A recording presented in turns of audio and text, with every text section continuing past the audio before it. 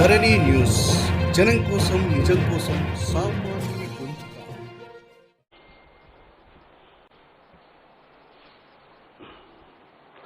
Media మిత్రులకు నమస్కారం.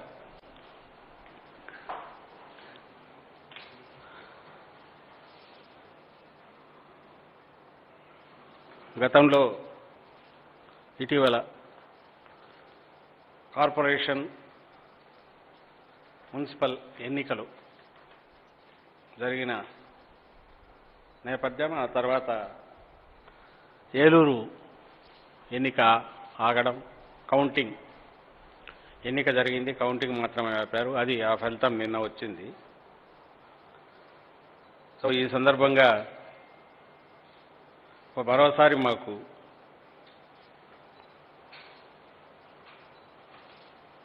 జనరంజక పాలన, ప్రజారంజక పాలన, ప్రజల అవసరాలు తెలుసుకొని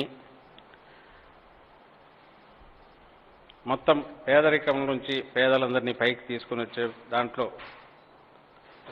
కులమతాలకు, ప్రాంతాలకు, వర్గాలకు, రాజకీయాలకు, పార్టీలకు అతీతంగా జగన్మోహన్ రెడ్డి గారు గత 2 ఏళ్లుగా చేస్తున్న మహాయజ్ఞం ఏదైతే ఉందో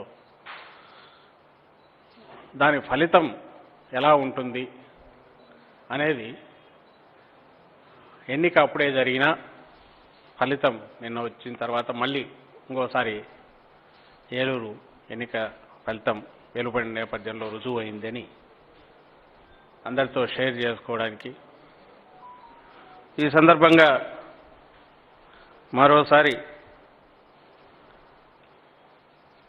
ప్రజల్లో మమేకమై ప్రజల కోసం మనం ఉన్నాం, వాళ్ళకు సేవ చేస్తే వాళ్ళు ఖచ్చితంగా గుర్తుపెట్టుకుంటారు, దీవెనలు ఇస్తారని మరోసారి రుజువైన సందర్భంగా మా ఆనందాన్ని కూడా వ్యక్తం చేయడానికి ఈరోజు మీతో మాట్లాడుతున్నాం. ఇక్కడ ఏలూరు ఎన్నిక మిగిలిన వాటితో జరిగిన కౌంటింగ్ నిన్న పూర్తయింది. మరోసారి గతంలో ఏదైతే ఇంతకుముందు జరిగిన ఎన్నికల్లో కూడా 12 నగరపాలకం, 75 పురపాలక అంటే దాంట్లో నగర పంచాయతీలు కలిసి ఎన్నికలు జరిగితే గతంలో మనకు 74 మనకే వైఎస్ఆర్ కాంగ్రెస్ పార్టీకి రావడము, పురపాలక, నగర పంచాయతీలు. ఇప్పుడు 12 కార్పొరేషన్లు కూడా పూర్తిగా గెలవడం నిన్నటి దాంతో ఈ 2 బహుశా ప్రజాస్వామ్య చరిత్రలో ఎలాంటి ప్రలోభాలు లేకుండా, లేక హింసాకాండ కానీ అలాంటివి లేకుండా అత్యంత సజావుగా అందరికీ సమాన అవకాశాలు ఇచ్చి పోటీలో ప్రజల దగ్గరికి వెళ్ళి మనం చేసింది చెప్పుకోవడం ద్వారా వైఎస్ఆర్ కాంగ్రెస్ పార్టీ సాధించిన విజయంగా మేము భావిస్తున్నాం. అందరూ గమనించారు. వచ్చిన ఓట్ల శాతం చూసినా, ఇంకొకటి చూసినా, ఆ రోజు ఈ రోజుకు అంటే గతంలో 19 ఎన్నికలకు ముందు, 19 తర్వాత, 19 ఎన్నికల్లో, జనరల్ ఎన్నికల్లో రాష్ట్ర ప్రజానీకం పూర్తిగా టీడీపీని తిరస్కరించి 23 సీట్లకు కన్ఫైన్ చేసి పార్లమెంట్లో కూడా 3 స్థానాలు, 3 కూడా 10,000 రేంజ్, వీటితో వాళ్ళ మెజారిటీ వచ్చింది. 151 సీట్లు ఇక్కడ అసెంబ్లీలో మాకు కట్టబెట్టి ఆ రోజు చేసినప్పుడు 49%, దాదాపు 50% పాజిటివ్ ఓటుతో వైఎస్ఆర్ కాంగ్రెస్ పార్టీని అధికారంలోకి తీసుకొచ్చిన జనం, జగన్మోహన్ రెడ్డి గారిని ముఖ్యమంత్రి స్థానంలో కూర్చోబెట్టిన జనం తిరుగులేని మెజారిటీతో 2 ఏళ్ల తర్వాత దానికి మించిన దీవెనలు, విశ్వాసం ఈ మున్సిపల్ ఎన్నికల్లో వ్యక్తం చేశారనేది ఖచ్చితంగా మనకు కనిపిస్తుంది. నాటి సీట్ల పరంగా కాదు, ఓట్ల పరంగా చూసినా. నిన్న ఏలూరు చూసినా ఎప్పుడూ అది డివైడ్ అయి ఉండే ఏరియా, అన్ని రకాల అభిప్రాయాలు వ్యక్తమయ్యే ఏరియా. అక్కడ కూడా ఒక జనమంతా కూడగట్టుకుని ఏకాభిప్రాయంతో జగన్మోహన్ రెడ్డి మాకు కావాలి, ఆయన పాలనే మాకు బాగుంది అని చెప్పినట్టుగా నిన్నటి ఫలితాలు వచ్చాయి. మీరు ఇదే 2019 జనరల్ ఎన్నికల్లో ఈ కార్పొరేషన్ పరిధిలో వైఎస్ఆర్సీపీకి వచ్చిన ఓట్ల శాతం 44.73 అయితే టీడీపీకి 42.21 అప్పట్లో వచ్చాయి ఈ కార్పొరేషన్ పరిధిలో. వేరేజ్ నిన్న జరిగిన కార్పొరేషన్ ఎన్నికల ఓట్లు చూస్తే వైఎస్ఆర్ కాంగ్రెస్ పార్టీకి ఇప్పుడు 56.43% అయితే టీడీపీకి వచ్చింది 28.2. ఇది ఒక ఏలూరే కాదు, దీనికి మించి మొన్న చూస్తే తిరుపతి ఉప ఎన్నికైనా ప్రాంతాలకు అతీతంగా మిగిలిన ఏరియాల్లో మున్సిపల్ ఎన్నికలు చూసినా మొత్తంగా కూడా not just positive vote.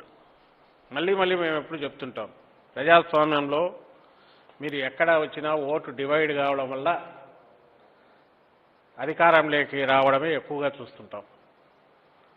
Straight ఫైట్లో 50% ఏదైతే దాన్ని రియల్ పాజిటివ్ ఓటుగా అనుకునే దానికి అవకాశం ఉంది. ఎందుకంటే పాపులర్ ఓటు కూడా 50% రావడం అనేది, అది 19 ఎన్నికల్లో దాదాపు అక్కడికి వస్తే 2 ఏళ్ల తరువాత సహజంగా అందరూ అనుకునే యాంటీ ఇన్కంబెన్సీ ఇలాంటివి లేకపోగా, అంటే ప్రభుత్వం డైరెక్ట్ జగన్మోహన్ రెడ్డి గారు కాకపోయినా కింద ఎక్కడో పనిలో లోపాలు యంత్రాంగం కానీ అధికార వ్యవస్థలో కానీ ఏదైనా జరిగినావో అవి రిఫ్లెక్ట్ అయ్యి ప్రతిఫలించి ఉండాల్సిన ఉంటుందని అందరూ అనుకునేది. లేదు అడ్డగోలుగానే ఎన్నికలు జరగాలి, ఈ రెండూ లేకుండా చాలా సజావుగా చాలా పారదర్శకంగా ఎన్నికలు జరిగిన నేపథ్యంలో వచ్చిన ఫలితాలు ఇవి. ఇప్పుడు నిన్న వచ్చింది 56.5% అంటే పాజిటివ్ ఓటుకు మించి తిరుగులేని విజయం. అలాగే ఆ రోజు 42% వచ్చిన టీడీపీకి ఈరోజు 28% వచ్చాయి ఆ సిటీలో.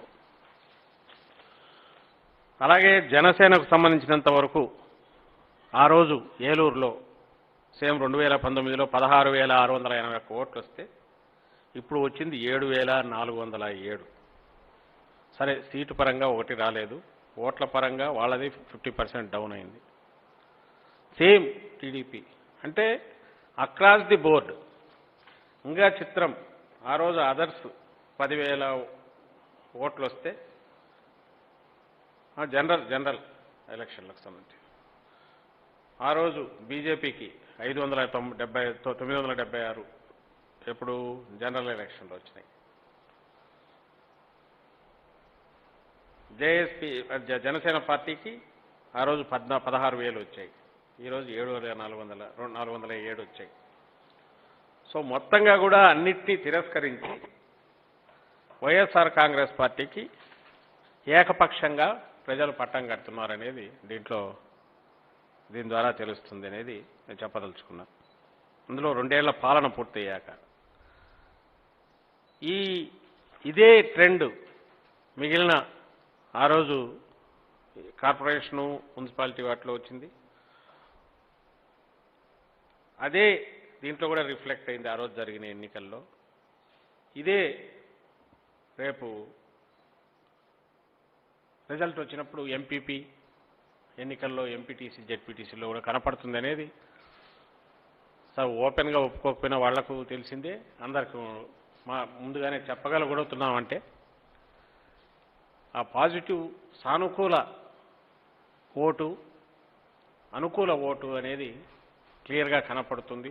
అనుకూల ఓటు వేస్తారు జనం కూడా, ప్రజలు వేస్తారు, ఆశీర్వదిస్తారు అనేది కూడా కనపడింది.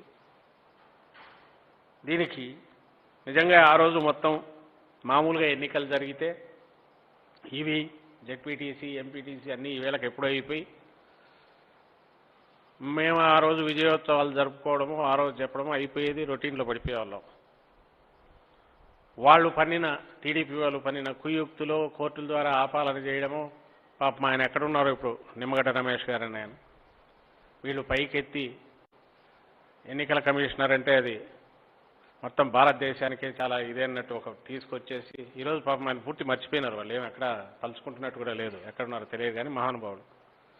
ఆయన ముందు పెట్టుకొని వాళ్ళు ఆ రోజు జరిపిన పోరాటం న్యాయస్థానాల ద్వారా అడ్డుకోవాలని చూసి ఎన్ని చేసినా ఫలితాలు ఆపగలిగారు తప్ప ఆ ఫలితం ఎట్లుంటుందనే దాన్ని ఏం చేయలేకపోయారు. ఆ రోజు ఇదే చెప్పాం, అయ్యా మీరు ఇప్పుడు కాదు సంవత్సరం తర్వాత పెడితే ఇంకా ఎక్కువ వస్తాయి. మీరు రకరకాలుగా మీరు నాటకాలు వేసి ఏం చేసినా కూడా ప్రజలైతే ఓ నిర్ణయానికి వచ్చారు. We are confident.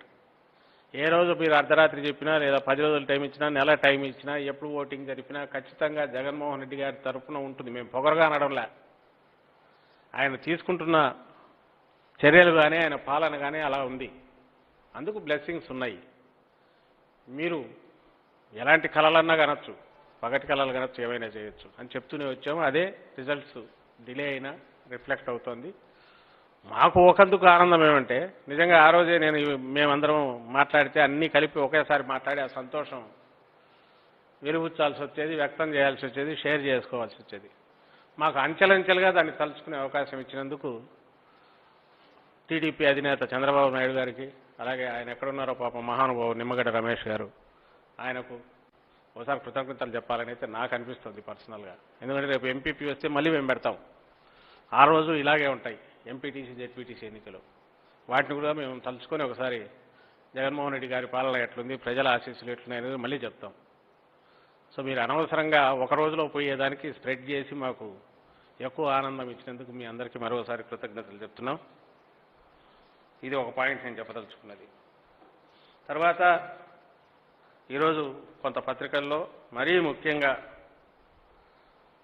ఒక ఏదైతే మేము చెప్పే మరి ఆ టీవీ ఛానల్ నేను చూడలే కానీ ఆ ఈనాడు దినపత్రిక, ఆంధ్రజ్యోతి, మరి మిగిలిన వాటిలో కూడా ఏమన్నా వచ్చిందేమో చిన్న స్టేట్మెంట్ తెలియదు. వీళ్ళైతే ప్రముఖంగా ఈనాడులో అయితే మరీ పరిచేసి ఇచ్చేశారు. ఏమని? రాజధాని ఏరియాలో రోడ్లు తవ్వుకొని అమ్ముకుంటారు అని. ఇంత దిక్కుమాలిన ఆలోచన కానీ,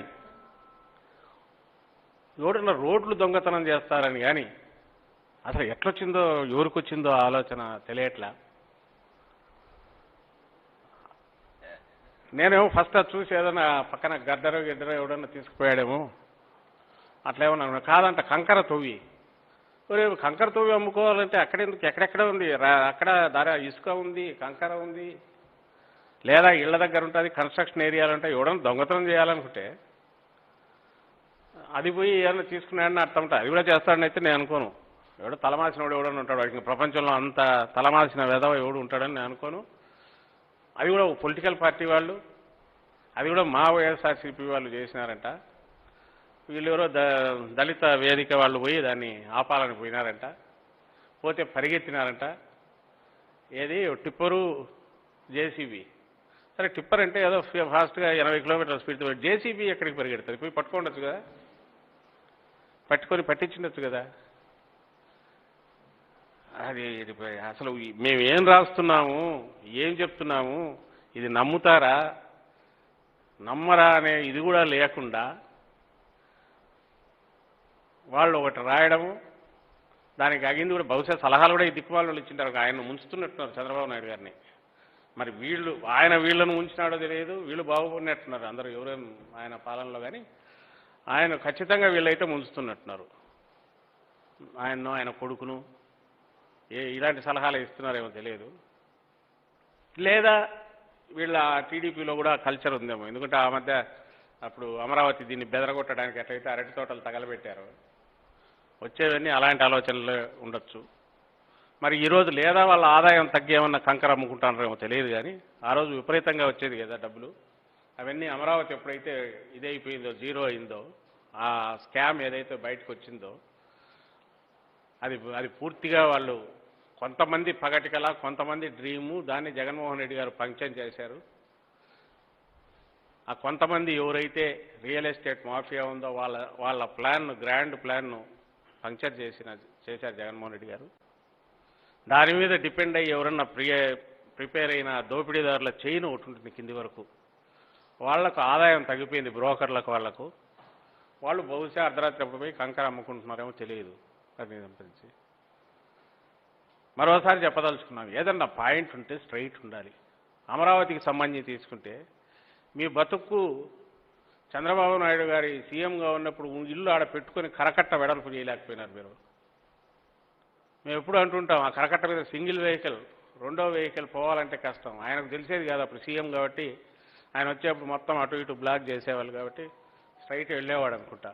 కనీసం మిగిలిన వాళ్ళని చెప్పాలి కదా, సార్ మనం రాజధాని పెట్టుకున్నాం, ఆ రోడ్డు బాటిల్ నెక్ లాగా రోడ్డు లేదు అని చెప్పిండొచ్చుగా. ఆ రోడ్డు వెడల్పు చేస్తున్నది ఇప్పుడు జగన్మోహన్ రెడ్డి గారు. అమరావతి మీద అది రాష్ట్రంలో భాగం, నష్టపోయారు చంద్రబాబు నాయుడు పన్నాగాలకు. ఆయన రెచ్చగొట్టిన ఒక వర్గం అభిమానాన్ని, దానికి నిజంగా వాళ్ళు సఫర్ అవుతున్నారు ఎక్కువ. అర్ధరాత్రి ఇది పోయి ఎక్కడలేని ప్రెజర్ తెచ్చి వాళ్ళను ఎట్లా చేసినారో ఈ ప్రాంత ప్రజలందరికీ తెలుసు. భూములు ఎట్లా రాయించుకున్నారు, ఎట్లా ప్రలోభ పెట్టారు, ఎట్లా భయపెట్టారు, ఈవెన్ వాళ్ళని ఎట్లా భయపెట్టారు, తోటలు ఎట్లా తగలబెట్టారు. చేసింది అన్నీ చేసి నష్టం చేసి అసలు పోనీ అంతా చేసి అక్కడికి పోవాలంటే ముందు రోడ్డు వెడల్పు ఉండాలనే విషయం ఆలోచన, అది కూడా ఆ మాత్రం ప్రాథమిక ఇంగిత జ్ఞానం లేదా బిజినెస్ ప్లాన్, వాళ్ళు చేయాలనుకున్న రియల్ ఎస్టేట్ స్కామ్ అది చేయాలనుకున్నా కూడా ముందు ఎవడో రియల్ ఎస్టేట్ బోగస్ కట్టేవాడు కూడా ముందు పెద్దది ఇది ఆర్చిగిచ్చి పెడతాడు, 100 ఫీట్ రోడ్ వేస్తాడు ఫస్ట్, మళ్ళీ ఆ తర్వాత ప్లాటింగ్ ఎట్లన్నా ఉండొచ్చు. ఆ మాత్రం కూడా చేయలేవాళ్ళు, కరకట్ట రోడ్డు కూడా వెడల్పు చేయలే. ఇప్పుడు చేస్తున్నది మా ప్రభుత్వం చేస్తుంది, జగన్మోహన్ రెడ్డి గారు చేస్తున్నారు. అలాగే వాళ్ళ కౌలు పెంచింది ఎవరు ఒకసారి తలుచుకోమనండి. రైతులకు కౌలు పెంచింది, పీరియడ్ ఎక్స్టెండ్ చేసింది.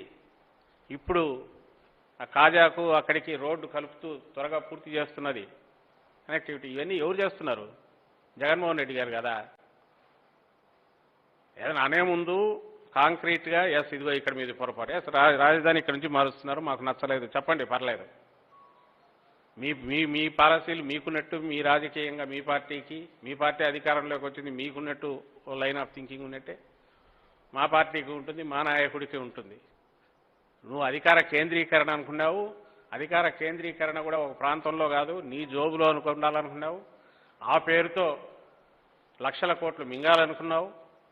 దానికి తగిన కుట్ర అంతా పూర్తి అమలు చేశావు, అందరినీ ముంచావు, ఎకానమీని మొత్తం చిన్నాభిన్నం చేశావు. చేసి ఆఖరికి అడ్డంగా బుక్ అవుతున్నప్పుడు మళ్ళీ వాళ్ళనే అడ్డం పెట్టుకొని మళ్ళీ వాళ్ళలోనే రెచ్చగొట్టి ఇంకా కూడా వాళ్ళని భ్రమలో పెట్టాలని చూస్తే నీకు ఆఖరికి మళ్ళీ టీచ్ కూడా చేశారు మన ఎన్నికల్లో. ఇదే చంద్రబాబు నాయుడు గారు వచ్చి ఏమన్నారు, మీకు సిగ్గుంటే మీరు గుంటూరులో అయితే మీరు ఓటేస్తే ఇంకా క్యాపిటల్ మూవ్ చేయండి అని రాసిచ్చినట్టు అని. అయ్యా మేము ఇదిగో ఓటేసి క్యాపిటల్ మీరు ఇష్టం వచ్చినట్టు మూవ్ చేయండి జగన్మోహన్ రెడ్డి గారు, మాకు కావాల్సింది మా అభివృద్ధి, మా ప్రాంత అభివృద్ధి, మా బాగోగులు చూసుకోవడము, మాకు విశ్వాసం కలిగించడము, మీరు కలిగించారు ఇదిగో మీకు ఓటేసి అని మొహం మీద గుద్ది మొన్న జరిగిన ఎన్నికల్లో ప్రూవ్ చేశారు.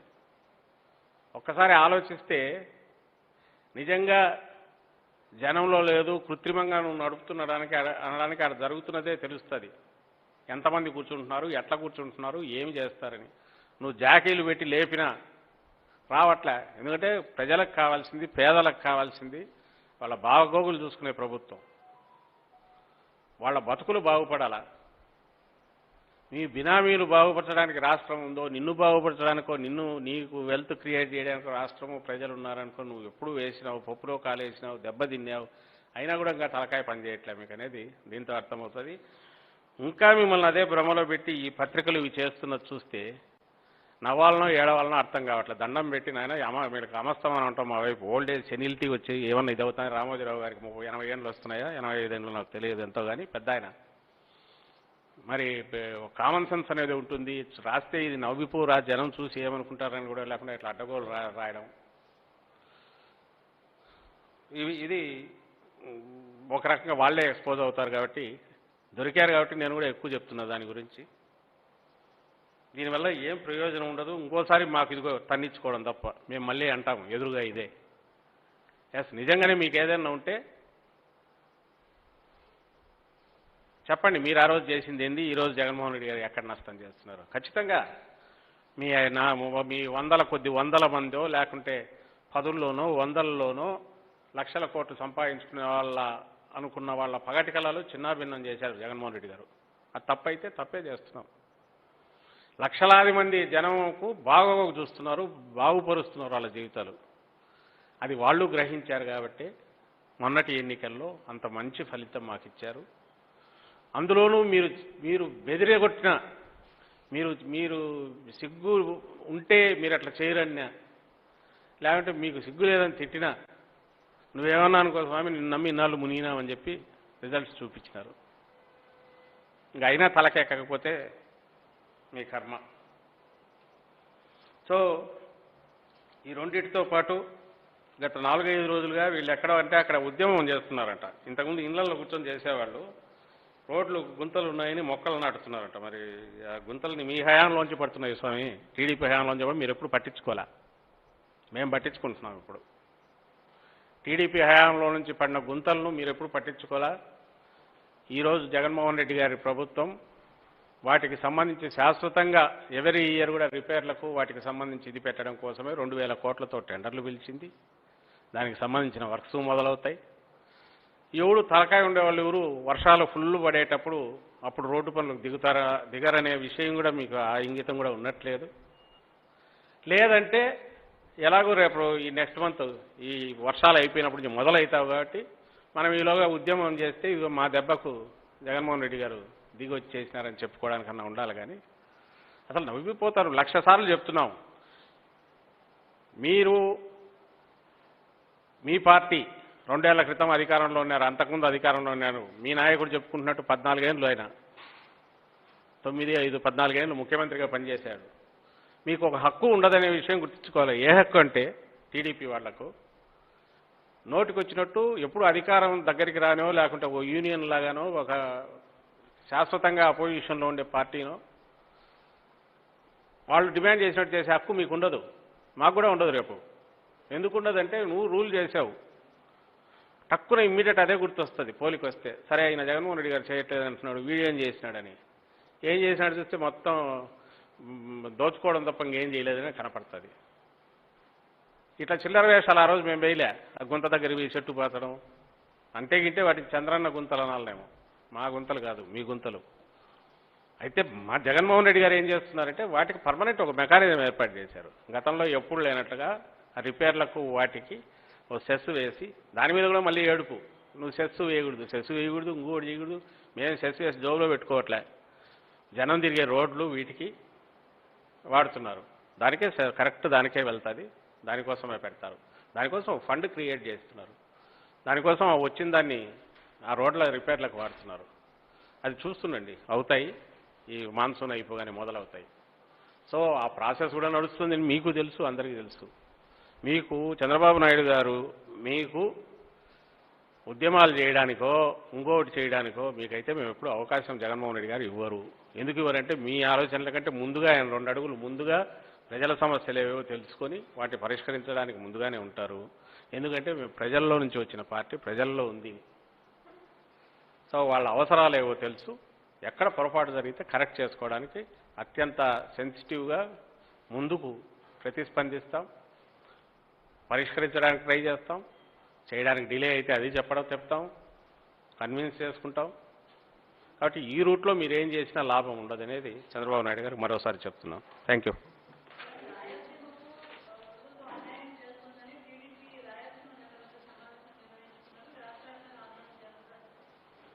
అవునంటే అదే ఆశ్చర్యం వేసింది. వాళ్ళ రాయలసీమ వాళ్ళు ఎవరు మాట్లాడుతున్నారు నాకైతే తెలియదు. కానీ టీడీపీలో మాట్లాడేదంతా కూడా మళ్ళీ దేవినేని అక్కడి నుంచి కూడా దేవినేని మాట్లాడతారు. అక్కడి నుంచి కూడా ప్రకాశం జిల్లా నాయకులు ఇంకోరు మాట్లాడతారు. అక్కడి నుంచి కూడా ఈ వైపు నాయకులు మాట్లాడుతున్నారు. మరి అక్కడి నుంచి అయితే పెద్ద మాట్లాడట్లేదు. అన్యాయం జరిగింది అంటే ఏం జరిగిందో చెప్పాలా. మళ్ళీ అడుగుతున్నాం ఆయనకు ఎందుకు కిక్కురు మనట్లా. ఆ మధ్య ఎప్పుడో మీరే అడిగితే నేను రేపు మాట్లాడతాను ఇరిగేషన్ మీద అన్నాడంట. ఇరిగేషన్ మీద ఆయన మాట్లాడాలంటే ఈరోజు జగన్మోహన్ రెడ్డి గారి ప్రభుత్వం తలపెట్టిన రాయలసీమ అది అక్కడ లిఫ్ట్ ఏదైతే ఉందో దాని మీద మీ స్టాండ్ ఏంటి? TDP stand. 2, Palamuru Rangareddy project మీ హయాంలో బిల్డ్ చేసి దాదాపు పూర్తి చేసి 12 లక్షల ఎకరాల కొత్త ఆయకట్టు ఆయన క్రియేట్ చేస్తా అంటే మా నాయకుడు ఆ రోజు అపోజిషన్లో ఉండి ఆయన చేయగలిగిన పని చేసాడు. ఏంటి? దీక్ష కూర్చున్నాడు, జలదీక్ష కర్నూలులో. ఆ రోజు మీరు ఏం చేస్తున్నారు? ఎన్జీటీలో వాళ్ళ రైతులు వాళ్ళతో ఎవరో వాళ్ళు కేసులు వేసి చేస్తా అంటే మీరు ఏం చేస్తున్నారు? ఆ రోజు 800 అడుగుల్లో నీళ్లు లాగగలిగిన పాలమూరు రంగారెడ్డి తర్వాత డిండి ప్రాజెక్టులు పెడుతుంటే దీన్ని ఎట్లా ఆపాలి? కంప్లైంట్లు ఒకటి. రెండవది, దానికి విరుగుడుగా మన వైపు నుంచి ఏం చేయాలని ఆ రోజే మీరు ఎందుకు ఇది మొదలు పెట్టలేదు? అక్కడ 800 అడుగుల్లో లాగుతుంటే రాయలసీమకు నీళ్ళు ఎట్లా ఇవ్వాలనుకున్నారు? ఇవన్నీ చెప్పమానండి. చెప్తే మా పాయింట్ ఆఫ్ వ్యూ మేము చెప్తాం.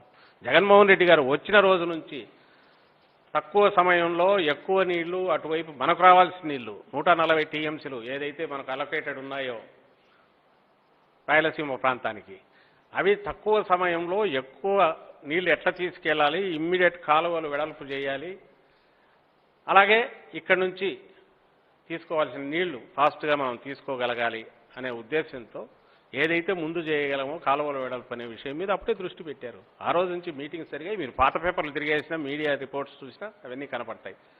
మీరు 5 ఏళ్ళు అంత అనుభవం ఉన్న నాయకుడు, మీరు ఏ రోజు ఎందుకు ఆలోచించాలా? ఈరోజు ఊరికి గుడ్డిగా వచ్చేసి రాయలసీమకు ఏమన్యాయం ఇది అన్యాయం అని చెప్తే ఒప్పుకుంటాం. ఏ రకంగా అన్యాయం? లిఫ్ట్ పెట్టడం అన్యాయం. అదే చెప్పండి ఆ మాట. మీరు లిఫ్ట్ పెట్టడం ద్వారా రాయలసీమకు అన్యాయం చేస్తున్నారు అనండి. జనం ఏం చేస్తారు? మిమ్మల్ని జనం దగ్గరికి పోయి మాట అనండి. సో అన్యాయం చేసింది, ఇగ్నోర్ చేసింది ఇప్పుడు కాదు, ఫస్ట్ నుంచి మీ పాలన మొత్తం పక్క రాష్ట్రాలు అడ్డంగా కొడుతుంటే ఆలమట్టి దగ్గర నుంచి అప్పట్లో మనం ఉమ్మడి రాష్ట్రం బాబ్లీ దగ్గర వాళ్ళు లేపుతుంటే, ఇటు కర్ణాటకలో ఆలమట్టి లేపుతుంటే పాపం అప్పుడు చిన్న అపోజిషన్, మేము అప్పుడు లేదు కానీ వాళ్ళది ఎవరిది కాంగ్రెస్, ఆయన పి జనార్దన్ రెడ్డి వాళ్ళు పోయి వచ్చేంత వరకు బయటికి రాలా. చెప్పు అసలు అక్కడికి ఏది అధికారంలో మీరుండి, సెంట్రల్లో మీ పవర్ ఉండి మీరు చక్రం తిప్పుతా చంద్రబాబు నాయుడు గారు, అసలు ఏ రోజు మీకు రాష్ట్రం ఇరిగేషన్ గురించి ఇదిగో ఇది మేము చేశాము, చేయడం అటుంచండి, మిగిలిన వేరే రాష్ట్రాలు దోచుకుంటా అంటే ఆపడానికి ఈ ప్రయత్నం చేశాము అని ఒక్కటి చెప్పండి. మీకు అసలు చెప్పడానికి ఏమన్నా ఉంటే కదా.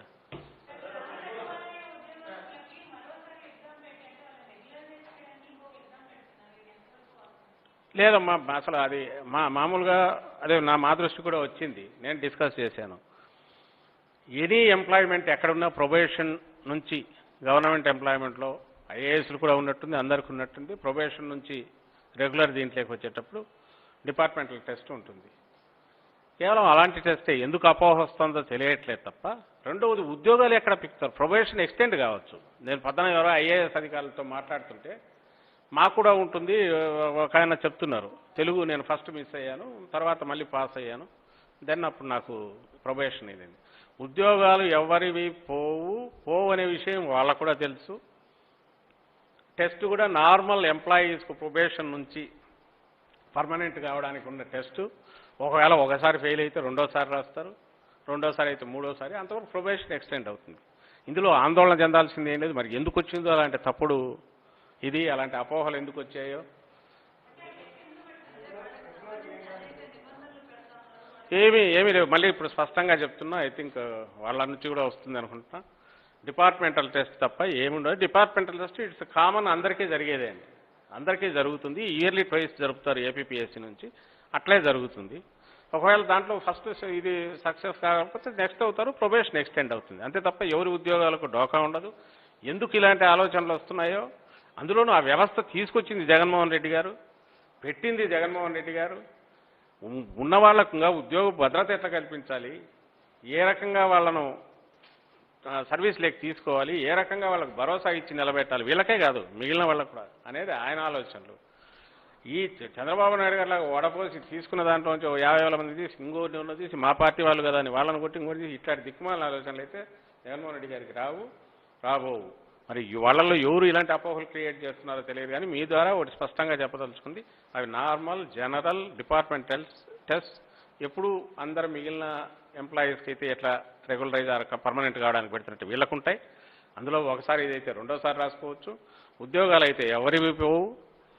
అండ్ వాళ్ళ ఉద్యోగ భద్రతకు కూడా ఎలాంటి డోకా లేదు.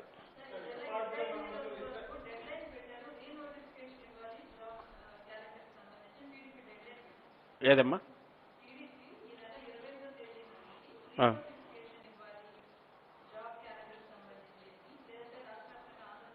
వాళ్ళ బంధం నేను ఇంతకుముందు అన్నదేనమ్మా, వాళ్ళకి ఆ హక్కే లేదు దేని మీద మాట్లాడడానికి. తన హయా మొత్తం మీద 2 లక్షల ఉద్యోగాలు ఉంటే 34,000 ఉద్యోగాలు ఇచ్చిన మహానుభావుడు. మరి ఆ రోజు 2 లక్షల ఉద్యోగాలునే 34,000 ఇచ్చారు ఆయన. జగన్మోహన్ రెడ్డి గారు వచ్చిన 6 నెలలకే 1,30,000 ఉద్యోగాలు ఇచ్చారు. మొత్తం కలుపుకుంటే 1,84,000 ఎంత అవుతున్నాయి. ఆ రోజు 5,14,000 ఉంటే ఈ రోజు 6,97,000 అయినాయి. ప్లస్ ఆర్టీసీ వాళ్ళ జీవితం దీనిగా ఉన్నదాన్ని వాళ్ళని తీసుకొచ్చి గవర్నమెంట్ సర్వీస్లో కలిపారు. అంటే ఏ రకంగా చూసినా ఇది ఒక ఉద్యోగం క్వశ్చన్ కాదు. అసలు జాబ్ క్యాలెండర్ ఎవరి ఆలోచన? జగన్మోహన్ రెడ్డి గారి ఆలోచన. ఓ స్పష్టత ఉండాలి. ఈ ఇయర్కు జాబ్ క్యాలెండర్ అనేది పర్మనెంట్ 5 ఏళ్లకు కాదు, లేదా శాశ్వతమైన ఇది కాదు. అయ్యా ఇదిగో ఈ సంవత్సరానికి మేము ఇది మా దగ్గరకు వచ్చినాయి పెట్టాయని. దాంట్లో ఇంకా ఏదైనా మిగులు ఉంటే మళ్ళీ తెచ్చి పెట్టడానికి కూడా ప్రిపేర్ అవుతున్నారు. అవి కూడా పెడతారు. కానీ నువ్వు ఏ ప్రయత్నము చేయనోడివి. జాబ్ క్యాలెండర్ అనేది మేము పెట్టినాం. నీలాగా బెల్ట్ షాప్ ఇట్లా తిరగాల అడ్డగోలు ఈ టెర్మినల్ ఎక్కడా లేని డిక్షనరీలో తెచ్చిన ఆయన చేస్తూ చేయలే. జాబ్ క్యాలెండర్ మా నాయకుడు తీసుకొచ్చి మా నాయకుడు పెట్టాడు. మేము పెడుతున్నాం, మేము ప్రోయాక్టివ్గా చేస్తున్నాం. ఎందుకంటే చెప్పింది చేయగలమనే ధీమా ఉంది కాబట్టి. దాన్ని నువ్వు క్వశ్చన్ చేయడం ఏంటి, దాని నువ్వు ఆందోళన చేయడం ఏంటి? నువ్వు అసలు మొత్తం నీ 5 ఏళ్లకు నీకు కలిపి 34,000 39,000 అంటారు. కానీ అందులో 5,000 హెడ్ మార్చి మున్సిపల్ వాళ్ళవేవో దాన్ని కూడా దీని కింద చూపి కొట్టారంట. యాక్చువల్ 34,000 అంట. కాదని వాళ్ళనే చెప్పమనండి. వాళ్ళకి ఎలాంటి హక్కు లేదు వాళ్ళకు మాట్లాడడానికి. అండ్ వాళ్ళకు మిస్లీడ్ చేయడానికి అనే వాటిని ఎవరు నమ్మొద్దని కూడా మళ్ళీ ఒకసారి అందరికీ అప్పీల్ చేస్తున్నాం. ఉద్యోగాలు ఏమన్నా మిగులు ఇంకా ఉంటే అవి కూడా వస్తాయి. జగన్మోహన్ రెడ్డి గారు ఎట్లా క్రియేట్ చేయాలని చూస్తున్నారు. But at the same time అలాగే పోలీస్ దానికి కూడా అడిగారు. పోలీస్ దానికి 15,000 మంది మహిళా పోలీసులు ఉన్నారు. ముందు వాళ్ళ ట్రైనింగ్ అదే కావాలి, వాళ్ళు అబ్జర్వ్ కావాలి. కొత్త వాళ్ళు వస్తారు, జరుగుతుంది, నెక్స్ట్ తీసుకుంటారు. దేనికి ఎక్కడ కూడా ఒకరితో చెప్పించుకోవాల్సిన అవసరం అయితే ఉండదు. ప్రభుత్వ అవసరాలు, ప్రజల అవసరాలకు అవసరమైనంత మంది ఉద్యోగులు ఉంటారు. వాళ్ళకి కావాల్సినవన్నీ తీరుస్తారు. ఎస్, పరిస్థితి కష్టంగా ఉంది, ఆర్థిక పరిస్థితి క్లిష్టంగా ఉంది. నువ్వు క్రియేట్ చేసిన క్రైసిస్ ఏదైతే ఉందో చంద్రబాబు నాయుడు గారు పోతూ, దాంతోపాటు కోవిడ్, దాంతోపాటు భారీ ఎత్తున పెట్టుకున్న కార్యక్రమాలు ఇవన్నిటి వల్ల ఉంది. బట్ వాటన్నింటినీ ఫేస్ చేస్తారు. వాటన్నిటినీ పూర్తి కూడా చేస్తారు ఆయన. తెలుగుదేశం నుంచి చెప్పించుకునే దీంట్లో అయితే లేరు.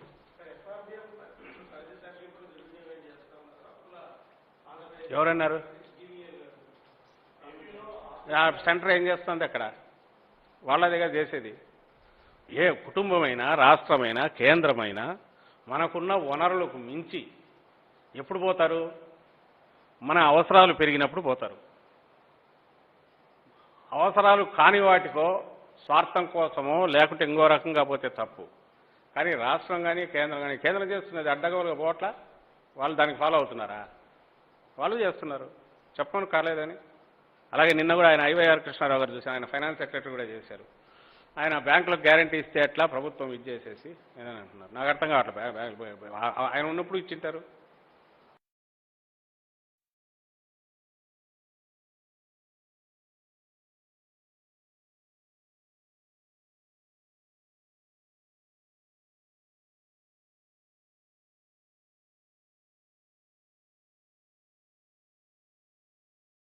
పెరిగినప్పుడు వాటిని ఎట్లా తట్టుకోవాలా? ఈ స్టేట్లోనే చూస్తే మళ్ళీ చెప్తున్నాం, 90,000 కోట్ల అప్పుతో మొదలైన డివైడ్ అయినాక మొదలైన మన ప్రభుత్వం పాలన ఇక్కడ చంద్రబాబు నాయుడు గారిది, ఆయన ముగిసేసరికి నాకు ఉజ్జాయింపుగా నాకు తెలిసింది 2,60,000 ప్లస్ ఒక 60,000 70,000 బ్యాంకుల అప్పులు, 2,60,000 కోట్లు స్ట్రైట్ ఇది, ప్లస్ ఒక 60,000 కోట్ల పెండింగ్ బిల్లులు. ఇవి మాకు అప్పచెప్పిపోయినారు వారసత్వంగా జగన్మోహన్ రెడ్డి గారికి. టోటల్ 260, 350, 360 వస్తుంది. 2 అయితే నాకు అకౌంట్ ఖచ్చితంగా వచ్చి 2,60,000 ఒరిజినల్ అప్పు, ఒక 60,000 బ్యాంకుల నుంచి తీసుకున్నది. ఆఖరణ పోతా ఎంత అడ్డగోలుగా అది ఏం ఉపయోగపడుతుంది, దేనికి ఉపయోగిస్తారనేది లేకుండా కేవలం ఎన్నికలకు ముందుగా ఓట్ల కోసం కాకపోతే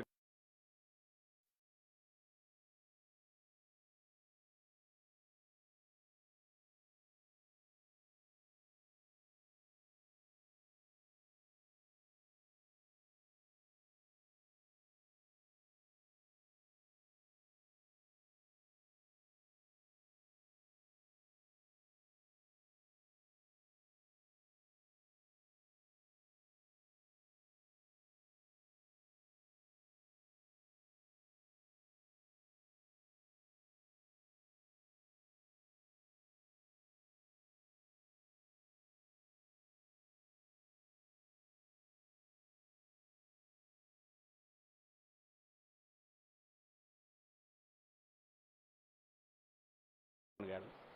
పెట్టిన వాటికి తను పెడుతున్న ప్రతి పైసాకు దానికి ఏదో అసెట్ క్రియేట్ అవుతుంది, లేకుంటే ఆ బడుగుల జీవితాలు, పేదల జీవితాల్లో వెలుగు వస్తుంది, వాళ్ళు వాళ్ళ కాళ్ళ మీద నిలబడేట్టు చేస్తున్నారు.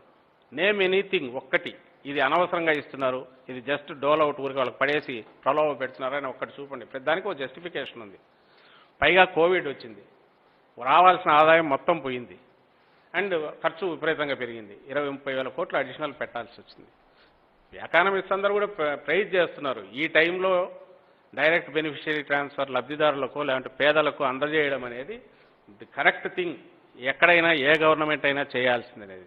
ఎస్, జగన్మోహన్ రెడ్డి గారు దీనికోసం అని చెప్పి ఆలోచనతో చేయలే, కానీ ఆయన మొదలు పెట్టినవి అందుకు ఉపయోగపడినాయి. Everybody is happy. క్రైసిస్ లేదని ఎవరు చెప్పారు? క్రైసిస్ భయంకరంగా ఉంది. అందులో 80% మీరు క్రియేట్ చేసింది. మిగిలింది ఏదైనా ఉంటే మా హామీలు మేము నిలబడుతున్నాం, అది నిబ్బరంగా ఎట్లా దాని నుంచి బయటపడాలని ట్రై చేస్తాం. మీలాగా అడ్డగోలు ఏదో మీ వ్యసనాలకో వీటికో ఫ్యామిలీ హెడ్ ఖర్చు పెట్టేట్లయితే వృధా చేస్తాడు, అట్లా కావట్లా. మీరు దండుకోవడానికో మీరు చేసినట్టు ఆయన చేయట్లే. తాను 24 గంటలు 16 గంటలు కూర్చొని ప్రతి పైసా సద్వినియోగం చేయడం ఎట్లా, గవర్నమెంట్ సొమ్ము ఎట్లా మిగిలించాలా, రివర్స్ టెండరింగ్ పోవడం ద్వారా ఎక్కడ వీలైతే అక్కడ అన్నిటికీ బిగించి ట్రై చేసి తీసుకొస్తున్నాడు. ప్రతిదీ ఛానలైజ్ అయ్యి జనం లేకపోవాలా, అక్కడ అసెట్ క్రియేట్ అన్నా కావాలా, లేదంటే వాళ్ళన్నా నిలబడాలి వాళ్ళ కళ్ళ మీద అనే ప్రయత్నం చేస్తున్నాడు. సక్సెస్ఫుల్గా జరుగుతుంది. జరిగిన దానికే ప్రజలు అంతగా బ్లెస్సింగ్స్ ఇస్తున్నారు. మీరు ఏ పేర్లు చెప్పి అడ్డంగా బిలో ది బెల్ట్ ప్రయత్నాలు చేసినా, కుట్రలు చేసినా, ఇష్యూ చేసినా, మా దగ్గర నుంచి ఎవడు బయటకు పోయి పట్టుకొని ముందు పెట్టుకొని సెకండ్ యుద్ధం చేసినా, ఏం చేసినా కూడా ఎవరు పట్టించుకోవట్లే. అవన్నీ తీసి ఇట్లా పక్కన పెట్టేసి ఆదరిస్తున్నారు జగన్మోహన్ రెడ్డి గారు.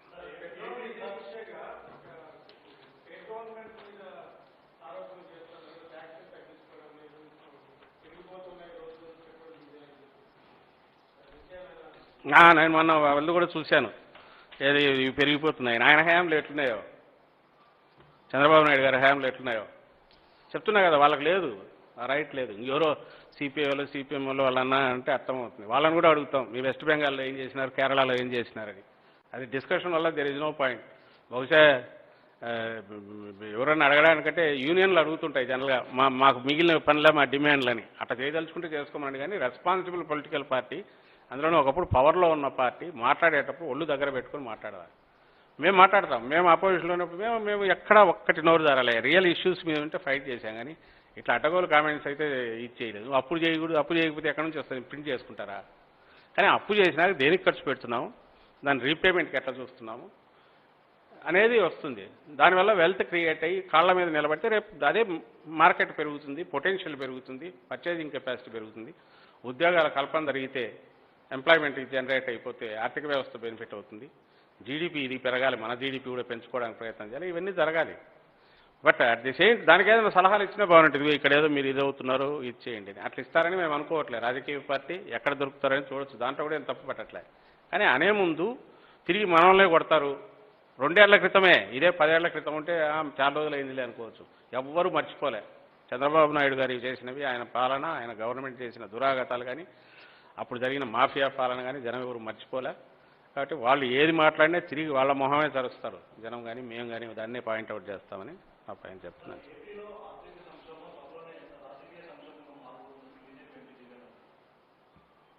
వాళ్ళు అనుకుంటే వాళ్ళకి తెలిసిన విద్య ఒకటే, అదేదో ఉందిగా. ఎక్కడున్న మతపరమైనది ఏదైనా రెచ్చగొట్టడం ఏమీ లేదని ఇప్పుడేదో మళ్ళీ మొదలు పెట్టినారు టెంపుల్ ఇదే అని చెప్పి. వాళ్ళ దగ్గర ఉన్నవి అక్కడ స్టేట్లో అయినా ఇంకో స్టేట్లో అయినా ఎవరైనా దుండగులు చేసేవో చిన్న చిన్నవి ఎక్కడైనా జరుగుతూనే ఉంటాయి.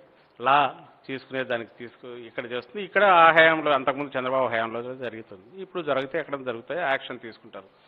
అయితే వాళ్ళకు తెలిసిన ఏదైతే విద్య ఉందో మతపరమైనవి అవి రెచ్చగొట్టడానికి ట్రై చేస్తున్నారు, ఆ రోజు చేస్తున్నారు, రేపు కూడా వాళ్ళు చేస్తారు.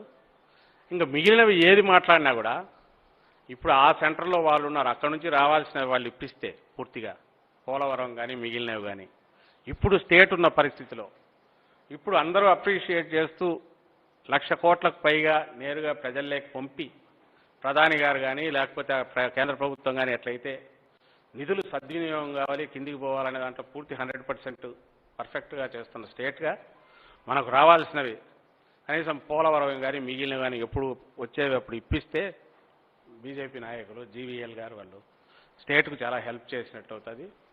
అండ్ ఈ ఆర్థిక సంక్షోభం నుంచి గట్టెక్కడం కుదురుతుంది. వాళ్ళ రోల్ వాళ్ళు ప్లే చేయాలి. దాన్ని అక్నాలజీ కూడా చేస్తాం మేము, మాకేం అదేమి ఇబ్బంది లేదు. మీరు చూస్తే ఆ నుంచి వచ్చే ఫండ్స్ అన్నిటికీ పక్కన అది పెడుతున్నారు, పథకం పేరు అన్నీ చేస్తున్నాం. సెంట్రల్ మా జగన్మోహన్ రెడ్డి గారి ఆలోచన ఒకటే, ఆయన ఓపెన్గా చెప్పేది కూడా అదే. There is no such thing అదే దేశం ఇదో దేశం కాదు. భారతదేశంలో ఉండే వాళ్ళకి ఈ ప్రజలు కట్టినవి, అందరు ప్రజలు కట్టినవి ఆడిపోతున్నాయి, మళ్ళీ వెనక్కి రావాలా. అదేదో వాళ్ళ రైటు తిరిపెంపడేయడం, మనం అడుక్కోవడం కాదు. అలాగే మనం ఏదో దబాయిచ్చి తెచ్చుకొని హక్కు అడిగేది కాదు. జాయింట్గా జరిగేది. మనది ఫెడరల్ వ్యవస్థ. ఇది మన దగ్గర ఉన్న సిస్టంలో ఇక్కడ నుంచి ఇప్పుడు అందరూ కట్టిన పోతాయి, ఆ నుంచి వాళ్ళు ఇస్తారు. ఇవ్వాల్సినవి త్వరగా ఇప్పిస్తే పనులు ఫాస్ట్గా జరుగుతాయి. డిలే అయితే పనులు లేట్ అవుతాయి, కాస్ట్లు ఎస్కలేట్ అవుతాయి. పోలవరం విషయమైనా ఇంకొకటైనా. కాబట్టి ఇప్పుడు ఇళ్లకు మనం కడుతున్న వాటికైనా ఏదైనా మీ ప్రభుత్వం అక్కడ డిక్లేర్ చేసిన కళలు, మా పార్టీ ఇక్కడ డిక్లేర్ చేసి మా ప్రభుత్వం చేస్తున్న ప్రయత్నాలు అన్నీ ఒకదానికే, ప్రజా సంక్షేమానికే. కాబట్టి కేవలం ఇక్కడ అపోజిషన్లో ఉన్నాం కాబట్టి అని కాకుండా కేంద్రంలో మేమే ఉన్నాం అనేది గుర్తుపెట్టుకొని వాళ్ళు అక్కడి నుంచి ఈ స్టేట్కి రావాల్సినవి త్వరగా ఇప్పించే ప్రయత్నం చేస్తే కన్స్ట్రక్టివ్గా, దట్ వుడ్ బి గ్రేట్. పొలిటికల్గా కూడా వాళ్ళకు మంచి జరుగుతుంది. అంతేగాని ఊరికి జస్ట్ అనాలి కాబట్టి మేము ఏదో అపోజిషన్లో ఉన్నాము, ఇక్కడ మేము అక్కడ ఉన్నామనే విషయం మర్చిపోయి, అక్కడే నిర్ణాయక దీంట్లో ఉన్న మర్చిపోయి మాట్లాడిన వల్ల ఉపయోగం లేకపోగా జనం అయితే క్వశ్చన్ అయితే చేస్తారు దీన్ని.